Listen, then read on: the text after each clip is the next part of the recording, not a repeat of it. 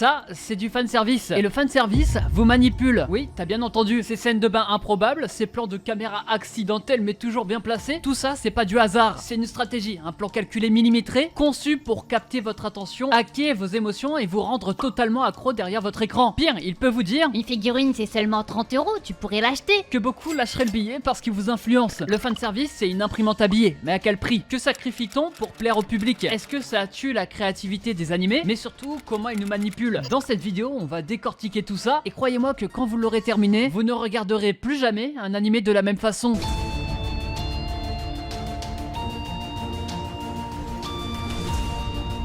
Déjà, avant de commencer quoi que ce soit, faut comprendre c'est quoi le fanservice. Le fanservice, fansabitsu ou fanservice, abrève fanserve, est une pratique qui consiste à... Bon, on va mettre sur pause, on va l'expliquer plus simplement pour que tout le monde comprenne. Parce que là, fanservice, il y a deux mots. Il y a le mot fan, c'est toi et tous les consommateurs. Et il y a service. Ça, c'est les services qu'on va donner aux fans. C'est ce qu'ils aiment, donc en gros, fanservice, en général, ça veut dire ce qui plaît aux fans. Pour vous donner des exemples concrets, Dragon Ball Super, une transformation à chaque arc, voire plusieurs, ça, c'est du fanservice. Dans SNK, Levi, le personnage charismatique, le Chad originel, c'est aussi du fanservice. Parmi les centaines d'animés qui sortent chaque saison, il y a toujours du fanservice. Et du coup, il y a que ça comme fanservice. Ça peut passer par plein d'autres choses, genre la conception de personnages par exemple. Pour en faire un, il faut des cheveux, des yeux, on va mettre une bouche aussi et une grosse bite. Ah non, ça c'est non, interdit. On va plutôt mettre une cicatrice et vous savez peut-être pourquoi? Parce que ça rend badass, cool et ça plaît aux fans. Et pourtant, on n'était pas obligé de le mettre, ça avance en rien dans l'histoire, mais on va le mettre parce que derrière, croyez-moi que grâce à ça, on va gagner pas mal d'argent. Le fanservice peut aussi passer par les épisodes fillers, mais bon, ça on s'en fout, ça nous dérange pas parce qu'on sait que c'est des fillers. Ça peut aussi passer par le comique, pas mal de blagues tournent autour du fanservice, et plein d'autres choses, on va pas tous les citer parce qu'en fait, ça passe partout. Non mais Francis,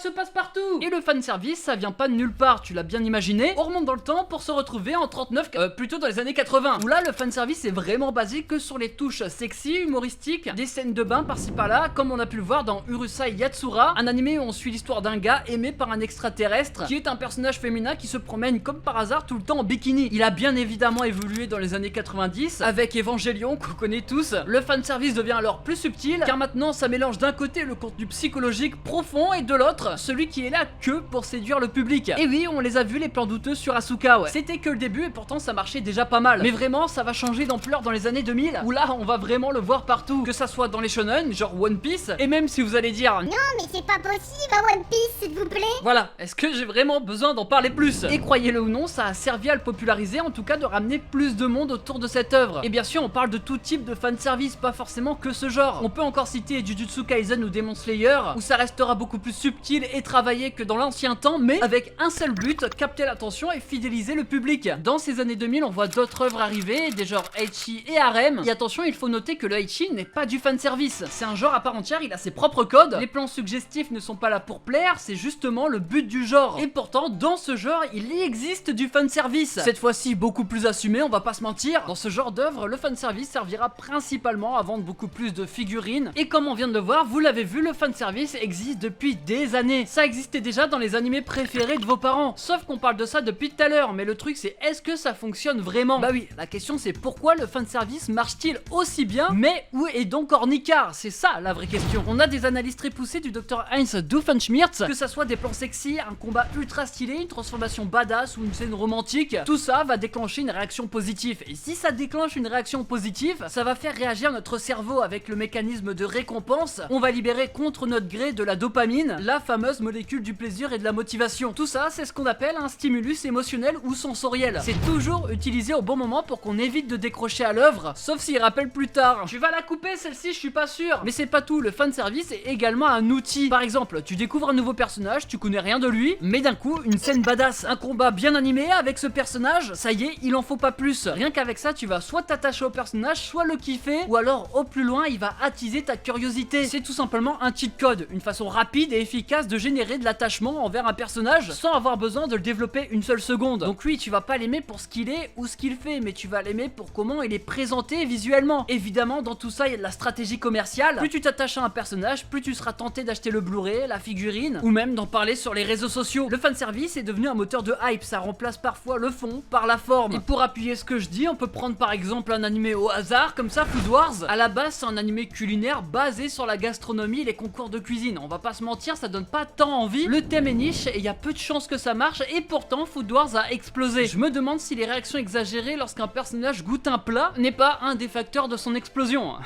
Quand le plat est réussi, ils ont des orgasmes culinaires, leurs vêtements explosent, ou alors ils sont montrés dans des plans suggestifs. En bref, c'est absurde, mais ça marche parce que ça rend chaque scène mémorable, ça marque le spectateur et c'est facilement partageable sur les réseaux. Résultat, l'animé devient un phénomène viral. Pourtant ici, le fanservice ne sert à rien, mais il amplifie l'expérience sensorielle comme on a parlé plus tôt, et il retient l'attention. Ça veut dire qu'on va plus regarder l'animé pour les plats, mais pour ses réactions. Autre exemple, on peut citer Fairy Tail, très connu. Dans cette série, il y a un personnage qui s'appelle Lucy, qui verra souvent ses vêtements déchirés sans aucune raison logique dans les combats. Elle va avoir aussi des postures douteuses, et pourtant ça fonctionne parce que Lucy va devenir un visuel fort de la série. Dans les produits dérivés, ça marche extrêmement bien, elle est souvent mise en avant, et même si ça a été grandement critiqué, bah ça a permis de faire de Lucy une mascotte émotionnelle et physique, et une partie du public la surkiffe. Pour donner d'autres exemples qui sont pas autour de ce genre de fanservice, dans Dragon Ball, j'en ai parlé plus tôt encore une fois, les transformations qui sont des power-up en fait, sont du fanservice qui fonctionne. Je vous rappelle qu'au début, il n'était pas censé y avoir autant de transformations pour les Saiyans. À chaque fois qu'il y en a une, ça fait du buzz, tout le monde en parle sur les réseaux, l'anime reprend un pic de popularité comme ça, et j'avoue que celui-là, il marche très bien sur moi, parce que je suis très friand de ce genre de power-up. Oui, bah je suis comme tout le monde, je bois l'eau des toilettes. Attends, je crois que c'était pas ça le sujet.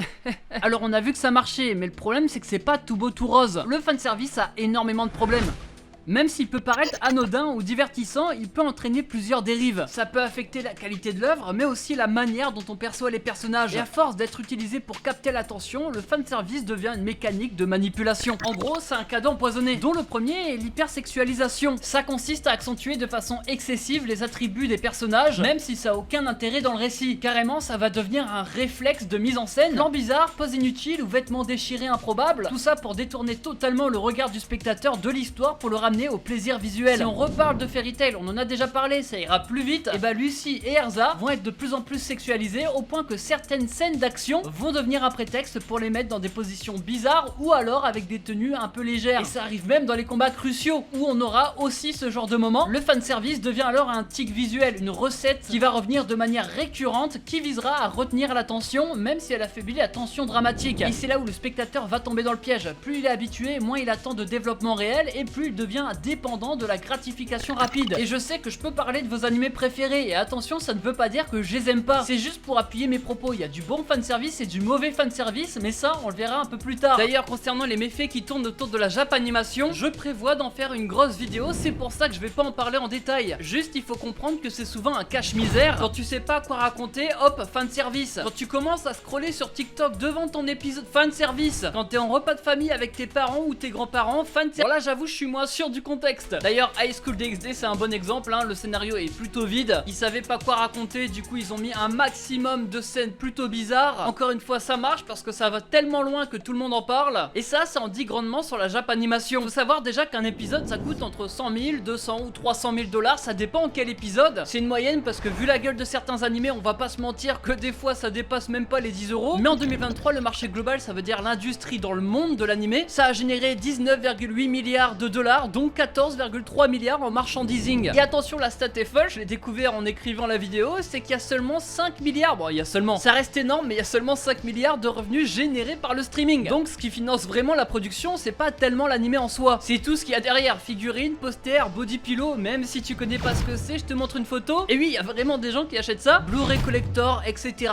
etc. Par exemple, ReZero, en marchandising, c'est un peu un des big boss. Il y a plus de 300 figurines différentes, il y a beaucoup de produits dérivés, dont des figurines à 40 000 $, et je peux vous dire que Rem en maillot de bain, et bah sur le marché ça part vite. D'ailleurs, petit point, vous l'avez remarqué, je mets pas trop de figurines depuis le début parce qu'en cherchant les figurines qui se vendent, la plupart je peux même pas vous les montrer parce que sinon ça censurerait ma vidéo. C'est pour vous dire à quel point ça part loin. Les animés veulent tellement te manipuler qu'il y en a certains qui sont créés uniquement pour ça. On peut citer K-On ou Love Live, eux vont même participer au marché du Moe. Alors si tu sais pas ce que c'est être attaché, mais vraiment attaché à un personnage fictif, au point où certains ont même des sentiments pour eux. Et que vous êtes fan ou non, je vais vous dire la vérité, les personnages de ces animés que j'ai cités sont là uniquement pour créer de l'attache émotionnelle envers les spectateurs qui vont finir par acheter les produits dérivés, car là les fans ne veulent plus suivre l'histoire, ils veulent carrément vivre avec ces personnages. Et si vous faites attention, quand vous lancez un animé, le marché du moe c'est un vrai game. Au final on se retrouve dans un cercle vicieux marketing. Un personnage plaît au public, il fonctionne, alors le studio ou le mangaka, ça dépend. Souvent les studios prennent quand même des libertés sur ça, on va pas se mentir. Ils vont suivre la demande influencée par le public. Par exemple dans One Piece, Nami, Bo Hancock ou Nico Robin sont dans le top 10 des personnages les plus populaires. Et comme ça marche, au fil des arcs on va commencer à leur mettre des tenues un peu plus légères, comme ça elles vendent énormément. Et on va se répéter, mais on l'a dit plus tôt, vous l'avez compris, comme Lucy, elles vont devenir des mascottes qui sont là pour vendre. Et aussi subtil que c'est, ça va marcher au fil du temps, ces personnages vont encore plus augmenter en popularité. Et on a vraiment le droit de se demander est-ce que c'est bien ou mal. Ça fait énormément débat depuis des années. Depuis le début on parle beaucoup de personnages féminins parce que ça fait plus vendre, c'est ce qui marche le mieux. Mais il en existe aussi avec les hommes, par exemple dans JoJo Bizarre Adventure, les poses exagérées, les tenues décalées, les cadrages musclés, bah c'est du fanservice aussi. Il sert ici à accentuer le style et la personnalité extravagante des personnages. Même si dans JoJo Bizarre Adventure il est extrêmement bien fait parce qu'il renforce la dimension artistique de l'œuvre sans impacter le scénario ou le ralentir. Ils sont forts mais c'est pas le seul où le fanservice est bien fait. Dans Gurren Lagann pareil, il y a du fanservice et pourtant, je vais citer Sens Critique, l'anime intègre le fanservice très intelligemment, il sert de tremplin, ce qui nuit pas au rythme et au scénario de l'œuvre. Pareil sur Reddit, les gens révèlent qu'il y a beaucoup quand même de booty shots. Si vous savez pas ce que c'est les plans de caméra un peu bizarres, sauf qu'ils ont l'impression que ça passe nickel dans le sens où ça paraît pas forcé. La var est formelle, Gurren Lagann a un bon fanservice, tout comme Chainsaw Man, qui encore une fois d'après beaucoup d'avis sur Reddit, le fanservice est ici narrativement justifié et qu'il est là pour servir la psychologie des personnages. En bref, vous l'avez compris, il y a du bon fanservice. Je vais pas citer tous les animés qui rentrent dans cette catégorie parce que j'en aurai pour longtemps, mais pour faire du bon fanservice, qu'est-ce qu'il faut jamais? Déjà un dosage maîtrisé, qu'il soit pas trop fréquent, genre qu'il ait un impact narratif ou comique qui justifierait cette utilisation. Du coup, faut aussi que le contexte soit en cette faveur, c'est-à-dire qu'il faut pas que ça soit imposé, que ça soit les personnages qui choisissent la situation. En bref, que ça devienne pas assez tic narratif, mais une ressource narrative maîtrisée par l'auteur. Qu'est-ce que t'en penses toi du fanservice? J'ai quelques commentaires, mais ça m'intéresse de voir les autres. Dis-le moi, est-ce que tu trouves ça bien, mal et justifie? Le fanservice n'est pas gênant en soi, il faut juste que ça soit bien géré, comme dans Konosuba par exemple. Ce genre d'animé c'est particulier parce que c'est clairement des parodies, ils sont là pour se moquer des clichés. Le fanservice ici est justifié et même poussé à l'extrême, mais il est justement tourné au ridicule pour qu'on se moque du fanservice. Même si des personnages comme Megumi, Darkness sont là uniquement pour participer au marché du moe, on va se moquer dans l'animé mais ça va quand même fonctionner comme tel, donc au final il arrive quand même à te manipuler. Donc en gros l'auteur a juste plié une masterclass marketing. Trop de fanservice tue le fanservice. J'aurais pas dit mieux, franchement la vidéo elle dure longtemps alors que ça aurait pu juste être cette phrase. C'est bien qu'il y ait du fanservice, ça rend l'œuvre plus réaliste, mais ils en abusent tellement que ça abîme le synopsis et on décroche. C'est vrai, par exemple moi Fire Force, j'ai pas réussi à le commencer, il y avait trop de fanservice au début. Pourtant quand je regarde des scènes j'ai l'impression que c'est un classique, mais j'ai du mal à reprendre justement à cause de ça. Je me dis que si ça dure sur les épisodes ça va me saouler. Il y a du vrai dans ce que tu dis. Lorsqu'il est juste gratuit, exagéré, c'est chiant, genre Fairy Tail, mais lorsqu'il est bien utilisé et qui sert vraiment à l'histoire, genre dans Dandadan ou Hell Paradise, il n'est pas gratuit et exagéré, donc il est bien utilisé. C'est quand même fou qu'on utilise tous l'exemple de Fairy Tail, mais c'est vrai qu'ils ont un peu abusé. Et t'as un peu la vie globale, ça veut dire que les gens sont pas contre le fanservice, mais ils veulent juste que ça soit bien fait, et c'est compréhensible. La vérité c'est que le fanservice va continuer à nous suivre parce que ça fonctionne, et qu'avec les chiffres on a vu qu'ils sont un peu obligés pour se faire de l'argent. Et si au final le fanservice au fond c'est pas juste un moyen de parler aux spectateurs directement, de nous faire plaisir, même si parfois un peu trop, au final s'il est aussi présent c'est à cause d'eux mais aussi à cause de nous. Quand je dis nous, je parle des spectateurs en général, pas de toi forcément. Au fond tout ce qu'on peut demander en tant que spectateur c'est pas pourquoi il y en a, parce que c'est normal qu'il y en ait, mais plutôt pourquoi on en redemande tout le temps.